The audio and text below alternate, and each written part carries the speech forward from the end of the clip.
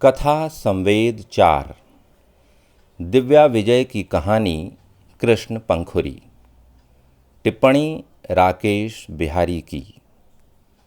स्त्री मन के बारीक अंतर्द्वंद्वों को अपनी कहानियों में किरदार की तरह जीवंत कर देने वाली दिव्या विजय का जन्म 20 नवंबर 1984 को अलवर राजस्थान में हुआ।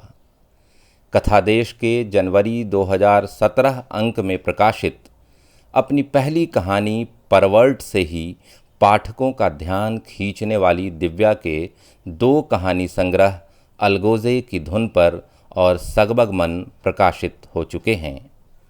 पिछले कुछ वर्षों में समाज के हाशिए पर छूट गए या कि छोड़ दिए गए व्यक्ति समूहों ने मुख्य धारा के सामने न सिर्फ अपने अस्तित्व का दावा पेश किया है, बल्कि बराबरी का पहचान हासिल करने के लिए संघर्ष के सौंदर्य के नए प्रतिमानों की रचना भी की है।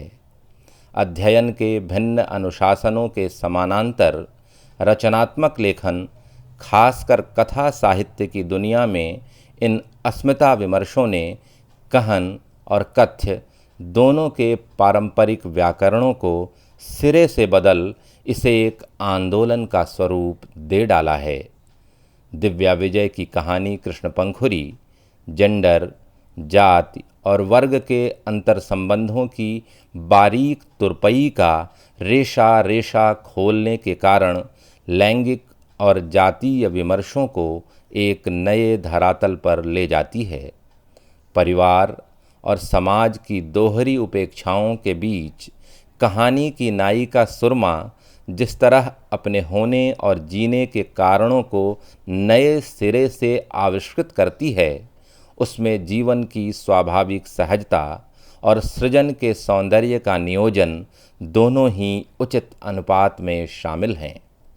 इस कहानी में सुरमा के अंतरंग और बहिरंग का आमना सामना नज़ाकत और खुरदुरेपन की जिस साझा ज़मीन पर होता है, वह अपने भीतर बदलते समाज की कई कई अंतर्ध्वनियाँ समेटे हुए है। तो आइए सुनते हैं दिव्या विजय की कहानी, उन्हीं की ज़ुबानी, कृष्ण पंखुरी। नमस्कार। सुरमा ने अपना पर्स छोड़कर जूट का झोला उठाया, बढ़ आए बालों को समेटा, जूतों की लेस बांधी और निकल पड़ी। इधर उसने आईना देखना भी छोड़ दिया था। अम्मा, मैं जा रही हूँ। बाहर जाते हुए बुझे स्वर में वो बोली। अरे, खाने का डब्बा तो लेती जा। अम्मा रसोई से चिल्लाई और चिड़िया दौड़ते हुए उसका डब्बा ले आई। चिड़िया ने उसका उतरा हुआ चेहरा देख कहा, जीजी, जो हुआ सो हुआ, भूल जा। सुरमा के चेहरे पर कोई भाव नहीं आया। चिड़िया से डब्बा लेकर लापरवाही से थैले में डाल लिया। ये भी नहीं पूछा आज खाने में क्या है। गर्दन नीची किए वो चुपचाप बाहर निकल गई। चिड़िया उसे जाते देखती रही। सुरमा का दुख देख वो उदास हो गई थी। सुरमा और उसकी अम्मा शहर के सबसे बड़े मॉल के बाथरूम धोया करते थे। अम्मा सुबह की शिफ्ट में और वो शाम की शिफ्ट में। सुरमा के जिम्मे था 3रे माले पर बना बाथरूम। ये बड़ा सारा, उनके पूरे घर से भी बड़ा, शांत और ठंडा। कभी कभी ऐसा होता जब वहाँ कोई ना होता और वो एक छोटी सी नींद निकाल लेती। ना डांस मच्छरों का आतंक, ना बस्ती जैसी बिसायंद, ना पड़ोस के बुढ़े की रात भर बजने वाली बलगमी खांसी। चकाचक फिसलनी सफ़ेद टाइल्स जो सुरमा को ताजमहल के संगमरमर से कम सुंदर और चिकनी नहीं लगती। गए साल उसने ताजमहल देखा था जब कोयल की शादी में आगरे जाना हुआ था। वहाँ अंदर जाने से पहले चप्पल जूतों के लिए कवर मिले थे। यहाँ कवर तो नहीं थे, पर वो आते ही अपने जूतों को धोती थी कि उनकी कालिमा फर्श की सफ़ेदी पर निशान ना छोड़ दे। जिस रोज़ पप्पा ने नौकरी पक्की की थी, वो खुशी से नाच उठी थी। उसे पहली बार अपने पप्पा अच्छे लगे थे। उसने उनके सारे गुनाहों को माफ़ कर दिया था। शराब पीने, उसके लड़की होने को कोसने से लेकर मारने पीटने तक सब पर भारी पड़ गया था उनका ये एक कारनामा। उन्होंने वो कर दिखाया था जो इस बस्ती का कोई आदमी ना कर सका। जाने कहाँ से जान पहचान निकालकर अम्मा और उसे दोनों को मॉल में फिट करवा दिया। पप्पा अपना है तिकड़मबाज। उसकी सहेलियां तो घर घर जाकर बाथरूम साफ करती थी। सड़क चलते से लेकर जिनके यहाँ काम करती सब उन्हें हिकारत से देखते। ऐसे बच बच कर चलते जैसे गू में लिसड़ी हों। तिस पर से फटकार भी सुनती, सरफ जल्दी खत्म कर दियो, हार्पिक की बोतल पी जावे है क्या। कभी कोई बचा खुचा खाने को दे देता तो सुनाता, पतीला भर खाने के बाद भी काम में लद्दड़। जहाँ भी काम करने जाती चप्पल, मोबाइल, पर्स सब बाहर रखना पड़ता। हाथ पैर तो उतरवाए ना जा सकते थे तो उन्हीं के साथ अंदर जाती। उनके घर में घुसते ही शांति छा जाती और सब रहस्यमयी नज़रों से एक दूसरे को देखते। जब तक वे काम करती चोर निगाहें उनका पीछा करती रहती। गलती से पानी मांग लो तो जैसे सबको सांप सूंघ जाता। किनारे घिसे स्टील के ग्लास में पानी मिलता, सो भी बिना फ्रिज का।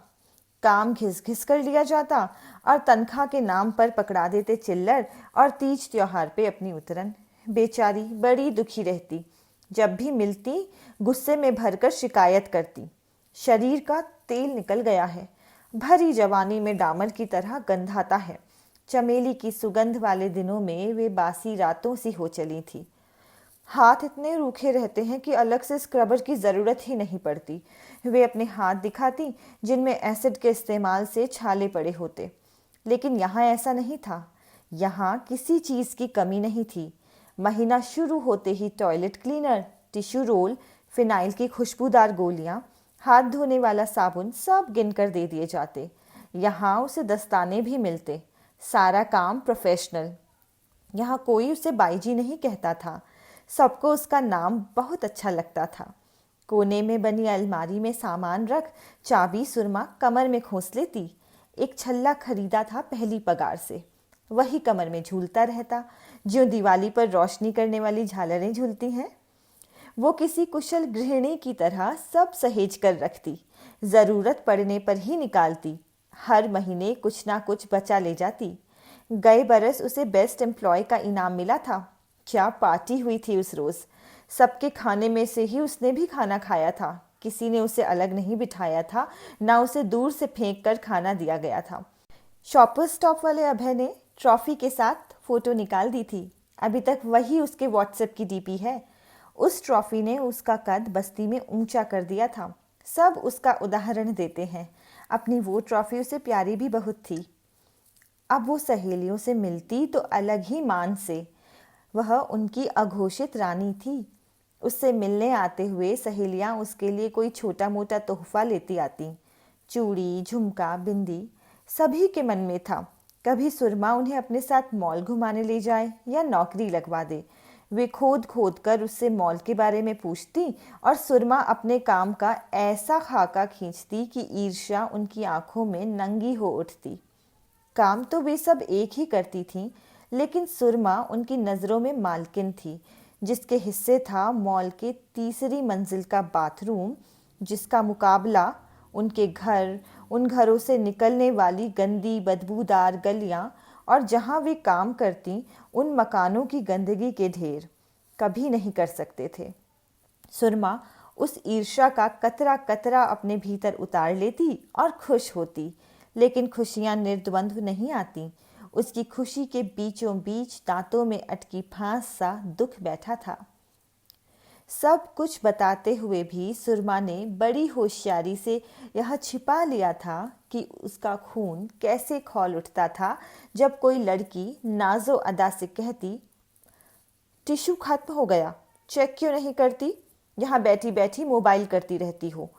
उम्र में बराबर उन लड़कियों से डांट खाते हुए उसके आगे उनके बीच का अंतर स्पष्ट हो जाता, जिसे वो चाहकर भी ढक नहीं पाती। कोई अपनी होठों पर लिपस्टिक की एक परत और चढ़ाती हुई झींकती, ये वाला वॉशरूम देखो, हाउ डर्टी इट इज़, इतना क्लासी मॉल पर क्लीनिंग के नाम पर ज़ीरो। कहते हुए जब वो सचमुच ज़ीरो देकर चली जाती तो उसका दिल डूब जाता। इतनी मेहनत करती है फिर भी कोई ना कोई कमी निकाल देती है। काम ही तो है, ऊंच नीच चलती रहती है।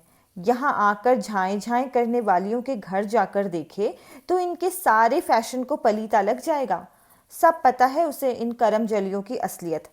काम धाम धेले भर का नहीं आता, बस घुमाई करवा लो। इन्हें क्या पता कस निकल जाता है सफाई करने में। आएंगी और माहवारी से सने पैड्स बिना लपेटे फेंक जाएंगी। बनती हैं पढ़ी लिखी और डिस्पोज करने वाली थैली नहीं दिखाई पड़ती। ये गुस्सा दरअसल उस फर्क पर था जो उसे उनकी तरह होने से रोके रहता। वहां आने वाली लड़कियों को सुरमा हसरत से देखती। सुंदर सुंदर पतली दुबली लड़कियां। उसे अपना भरा हुआ शरीर उनके आगे जहर लगता। पतली वाली पेंसिल जीन्स इन मोटी जांघों पर फबती ही नहीं। अम्मा कहती है उसके शरीर में हवा भरी है, वरना ऐसा भी ज़्यादा नहीं खाती।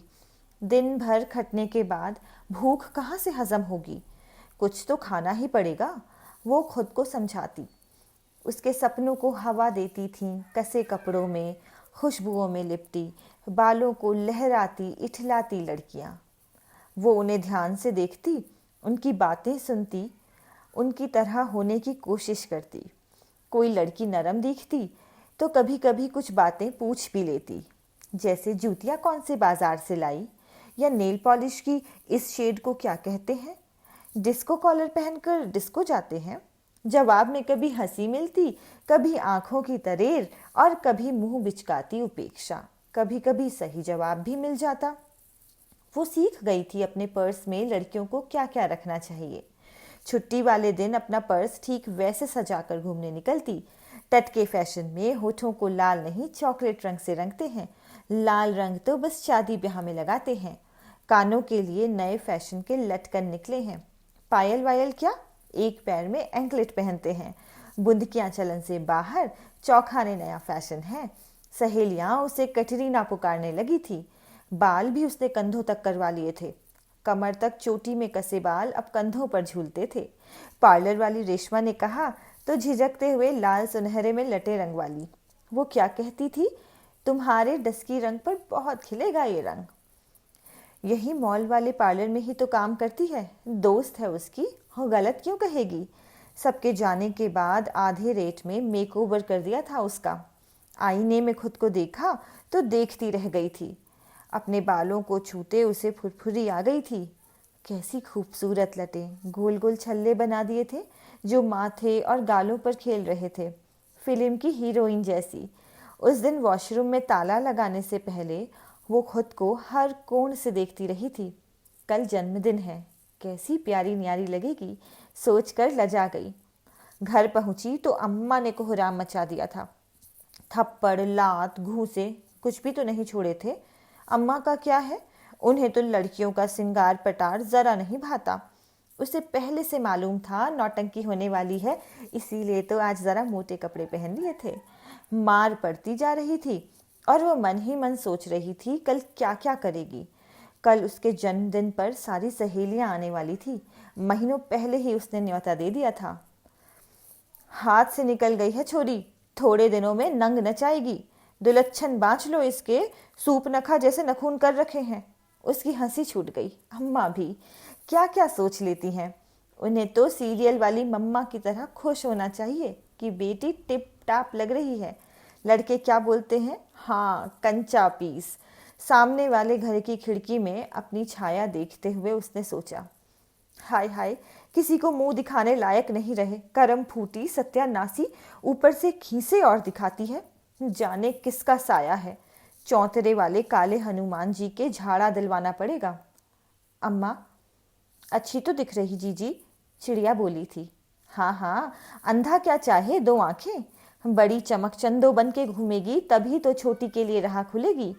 फैशन की आग लगी है सबको, अभी से ये हाल है तो बाद में खुले आम खसम करेगी। कहते हुए अम्मा चिड़िया पर भी पिल पड़ी थी। वो पूछना चाहती थी बाद में कब, लेकिन उससे पहले रजिया भी आ गई थी। उन्हें कुछ रुपयों की ज़रूरत थी।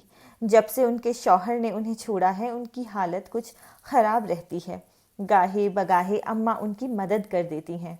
उन्होंने उसे देखा तो चौंक पड़ी। आय हाय सुरमा, तू तो बड़ी स्मार्ट दिख रही है बनठन के। फिर अम्मा से बोली, आपा नए चल्ले का पहन ओढ़ कर रहें तो हमारी छोरियां किसी से कम नहीं दिखती। अब बताओ, वो नुक्कड़ वाली सरिता बहन जी की लड़की है जो फैशन की पढ़ाई कर रही, और एक हमारी सुरमा, कोई फर्क ही ना बता सके है। अरे रहने दे रजिया, किसी की बराबरी ना करनी हमें। प्रकट में तो उन्होंने यही कहा, लेकिन उनके उबलते गुस्से पर ठंडे छींटे जरूर पड़ गए थे। और सुरमा, वो तो जैसे हवा में उड़ रही थी, सब ने तारीफ कर दी। अब कल तो उसका ही जलवा रहेगा। रात को अम्मा ने पप्पा के कान में फुसफुसाया, भला हो वहाँ यूनिफॉर्म है, वरना कपड़े उल्टे सीधे पहन लेती तो नाक कट जाती। अभी तो चलो बात बालों में सिमट गई। सुनकर सुरमा ने हंसते हुए चिड़िया को देखा और एक आंख दबा दी। पप्पा अच्छे थे, शराब की गिलासी हाथ में थामे अम्मा की बात को हवा में उड़ा देते। पप्पा की चिड़ैया थी वो, जो अपने उड़ने की कीमत हर महीने उनके हाथ पर रख देती। अम्मा की पिटाई का उसने बुरा नहीं माना था, कभी नहीं मानती। अगले दिन घर से निकली तो चाल में अलग ही खुनक थी। आज उसने छुट्टी तो ली थी, लेकिन जा वहीं रही थी जहां रोज जाती थी। अपने ताजमहल की मलिका होने जा रही थी आज वो। चौक पर सभी सहेलियां मिल गई थीं। मिलते ही दबी दबी चीखों ने हुल्लड़ का रूप ले लिया। कोई उसके बाल छूकर देख रही थी, तो कोई नरम मुलायम फेशियल किए हुए चेहरे की त्वचा। कितने में कराया से लेकर मज़ा आया तक के जवाब देते देते मॉल आ पहुंचा था। सुरमा सबकी अगुवाई कर रही थी। दरवाजे पर खड़े रमेश ने सर झुकाया तो उसकी सहेलियां हैरान रह गईं। तेरी तो बड़ी इज्जत है सुरमा। सुरमा ने मुस्कुराकर उन्हें देखा। रमेश दादा का तो काम यही है। वे सीधे वॉशरूम पहुंचे। आज वहां लक्ष्मी की ड्यूटी लगी है। सुरमा ने उसे बताया कि ये उसकी सहेलियां हैं। वे सब अचरज से उसके काम की जगह देख रहे थे। लक्ष्मी को उन्होंने देखकर भी अनदेखा कर दिया। क्या जन्नत है, मिश्री ने कहा। किस्मत है अपनी अपनी। गहरी उसास के साथ पावनी की आवाज़ आई। वो कपड़े बदलते हुए सबकी बातें सुन रही थी। कुछ महीने पहले कोने वाली दुकान के पुतले ने बिना बाहों का एक सफ़ेद टॉप और बैंगनी स्कर्ट पहने थे। तभी से जी आया हुआ था। महीनों तक उसी दुकान पर लंच टाइम में जाकर सफाई का एक्स्ट्रा काम करती रही थी। तब जाकर इतने पैसे जमा हो सके। बाप रे, कपड़े भी इतने महंगे होते हैं। बताओ भला, अम्मा की इतनी लंबी साड़ी और ये बित्ते भर का टॉप, क्या ज़्यादा महंगा। यहीं अलमारी में छिपा कर रख दिए थे। घर ले जाती तो बवंडर आ जाता। बाथरूम से बाहर निकली तो सबके मुंह खोले के खुले रह गए। ऐसे कपड़े तो वे न खरीद सकती न पहन सकती। सुरमा तो ऊपर से नीचे तक बदल गई। हमेशा दबी ढकी रहने वाली टांगें कपास सी सफ़ेद, वैक्सिंग के बाद खरगोश के फर सी मुलायम, भौहें जो उन्हीं पर सवार होकर तीर आज लोगों के दिल में धंस जाने वाले थे। गर्दन में लटका पेंडल दुपट्टे विहीन टॉप को अचरज से तक रहा था। उसने घूम घूम कर आईने में देखा। सब ने घूम घूम कर सुरमा को देखा। आईने ने सबका घूमना देखा। वे सब आज सच्चे मन से सुरमा की जीत का जश्न मनाना चाहती थीं। एक अनजान आवाज़ से उनकी ठिठोली को स्पीड ब्रेक लगा। सैम रॉलिंसन का देसी अवतार। दूसरी हंसियाँ मिली। वॉशरूम वालियों का फैशन शो। तीसरी ने उससे सीधे ही पूछ लिया, कौन से सैलून में जाती हो बाई जी, तुम्हारा तो काया पलट हो गया। मुनिया बनी मोना। हंसी का ज्वार आया और सुरमा को अपने साथ बहा ले गया। किनारे पर आ गिरी तो आँख कान सब लाल। उनमें गिरी लफ्ज़ों की रेत। आँखों को जबरन उठाकर देखा। ये तो हर वीकेंड पिक्चर देखने आने वाली लड़कियां थी। वो पहचान गई। इन्हीं को देखकर उसने नाभि का छल्ला लिया था। कसे हुए नाभि दिखाते टॉप से दिखते टिमटिमाते छल्ले पर उसने हथेली रख ली। उसने आंखें बंद कर लीं। पलक झपकते ही वो चीता बनी। तीखे नाखून उगे और उसने सबको चीर डाला। फिर वो एक बाज में बदली जो अपने शिकार को पंजों में दबाए उड़ गया। अब वो एक सांप थी जिसके विषैले दांत किसी के भीतर धंसने को आतुर थे। उसने आंखें खोली। वो गर्दन में सिर दिए एक कबूतर हो गई थी। उसकी सहेलियों की गर्दन शटल कॉक की तरह कभी इस पाले में कभी उस पाले में। एक फुसफुसाहट हुई और पावनी आगे आकर उसे बाहर खींच ले आई। वो उसे धीरज देती उससे पहले अंधड़ का एक और रेला आया। लगता है पहली बार ऐसे कपड़े पहने हैं। How uncomfortable she is looking and see her body language, looks like some maid is trying to show off. Forget it. It's cheap stuff she is wearing. You know, second copy. कहते हुए उसने अपने जुल्फों को झटका। वो और उसकी सहेलियां हकर बकर सी उन लड़कियों को देख रही थीं। वे कुछ कहती तब तक लड़कियां ये जा वो जा। सुरमा सब कुछ नहीं समझ पाई थी, पर जितना समझी वो उसे रुलाने के लिए काफ़ी था। पर वो रोई नहीं। मिश्री का दुपट्टा ओढ़ा और अपने ताजमहल की बाहों में जा गिरी। बेमन से कपड़े बदले और अपने लिए धीमी आवाज़ में जन्मदिन का गीत गाया। कपड़े अलमारी में रखे, लेकिन ताला नहीं जड़ा। सहेलियों ने हंसाया, पर उसके कान बंद हो गए थे। किसी की आंखों में न देखकर सड़क के कंकड़ गिनती हुई घर पहुंची। तोहफे नहीं लिए, अम्मा के हाथ का हलवा नहीं खिलाया, सबको बाहर से विदा कर दिया। छत पर गई और दीवार पर सर रखकर बैठी रही। दोपहर उगी, चिड़िया बुलाने आई तो खाली आंखों से देखती रही। शाम ढली, पप्पा आए तो आंखें बंद किए पड़ी रही। रात चढ़ी, अम्मा आई तो रो पड़ी, मैं कल से काम पर नहीं जाऊंगी। दिन भर इन शब्दों को उसने बार बार बोला, अकेले में, खुद से। अब जब अम्मा से कहा तो वैसे जैसे 99वीं बार खुद के आगे दोहरा रही हो। लेकिन अम्मा ने सुना, सुनकर बिफर पड़ी। ऐसा चिल्लाई कि पूरे मोहल्ले ने सुना। हम तो पहले ही कहें, छोरी को इतनी छूट देना सही नहीं, तुम ही सर पर चढ़ाए रहे। अब उठाओ इज्जत का टोकरा और चलो। जाने क्या कांड कराई, कहती है नौकरी पर ना जाएगी। सोने का हिंडोला है घर में जिस पर महारानी झूला झूलेगी और हम इसको झोंटे देंगे। अम्मा के मुंह से झाग निकलने लगे थे। उस दिन पप्पा ने बहुत दिनों बाद उस पर हाथ छोड़ा। नौकरी नहीं करेगी, बोल, तेरा यार खिलाएगा तुझे। बाल टूटे, टखने फूटे, आंखें सूजी। वो अड़ गई। काम पर नहीं जाना तो नहीं जाना। ये तो उससे भी बुरा है जो उसकी सहेलियों के साथ होता है। सबको क्या बताए कि वो है ही नहीं जो वो सोचती थी। घर वाले तो उसे वही समझते हैं जो वो सचमुच है। वो क्या है ये सोचकर उसे दुख नहीं हुआ, लेकिन वो क्या नहीं है ये सोचकर उसकी खुशी छन्न से टूटी थी। टूटी खुशी पानी बनकर बहती गई। वीरान छत पर वो अकेली रह गई। फिर 8 बजे और जैसे चलती फिरती हर चीज़ पर ब्रेक लग गया। कोई नामुराद बीमारी आई थी विदेश से। कई महीनों के लिए रात रात में ठहर गई। दुनिया घर की 4 दीवारी में सिमट गई। दरवाज़ों के भीतर की दुनिया बाहर की दुनिया से कट गई। समंदर बनी दुनिया में घर टापू हो गए। हरियाले नहीं, खुरदुरे, बंजर। उसे नौकरी छोड़ने की कवायद नहीं करनी पड़ी। उसी की नहीं, सबकी नौकरी पर पूर्ण विराम लग गया। पप्पा उदास बीड़ी फूंकते, अम्मा ताक में अखबार की तह के नीचे छिपे पैसे गिनती। शुरू में लड़े झगड़े, फिर शांति छाती गई। दोनों की आंखों में हिकारत थी जो इस बीमारी के लिए वही दोषी हो।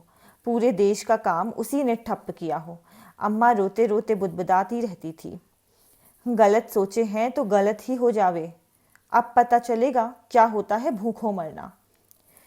वो ईश्वर के न्याय पर खुश थी। अब कहीं जाना नहीं पड़ेगा। लेकिन अम्मा पप्पा की चिंता देखकर दुखी भी। अपनी और चिड़िया की गुल्लक फोड़कर अम्मा की हथेली पर सारी बचत रख दी थी। अम्मा खोखली हंसी हंसी थी। आज 3 महीने बाद वो फिर यहाँ है। मॉल बहुत दिनों बाद खुला है। महीनों की नींद के बाद अपनी धूल झाड़कर अंगड़ाई लेते हुए वो उठ खड़ा हुआ है। आज उसकी चमक से धूप भी चौंधिया रही है।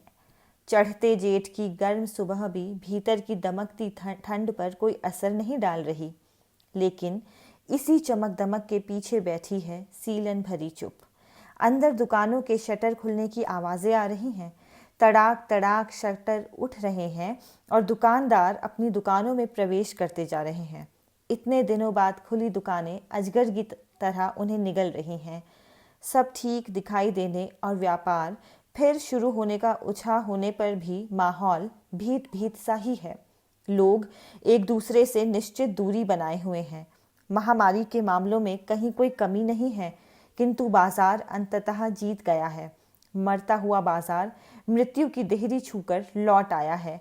मरते हुए लोग बाजार की नब्ज के सहारे अपनी धड़कन सुन रहे हैं। मॉल बड़ा है तो इंतजाम भी बड़े हैं। ऐसा लग रहा है किसी उन्मादी युद्ध से पहले का प्रबंध किया जा रहा हो। मुख्य दरवाजे के पास गहमा गहमी है। पिछले एक हफ्ते से वहां काम करने वालों को ताकीद और ट्रेनिंग दी जा रही थी। आज वे सब पीपीई किट पहनकर मुस्तैद हैं। रमेश दादा मॉल के बाहर तैनात हैं, मशीन के पास। वो निगरानी रखेंगे कि आने वाला हर व्यक्ति इस मशीन के भीतर से ही प्रवेश करे। मशीन को उन्होंने गंगा मैया मान लिया था, जो आदमी के पाप धो देती है।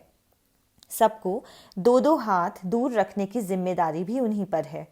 फर्श पर बड़े बड़े कलात्मक वृत्त देखकर उन्होंने बड़े साहब लोगों की पसंद की दाद दी। जगन सबका नाम और नंबर नोट करेगा। उसे ये काम मिलने पर खुशी हुई थी। सुंदर लड़कियों के नंबर बिना मांगे जो मिलने वाले हैं। उसने तय किया था, कोई बहुत अच्छी लगी तो हिम्मत करके बात कर लेगा। सुशीला देखेगी सब लोग हाथ सैनिटाइज कर ही आगे जाएं।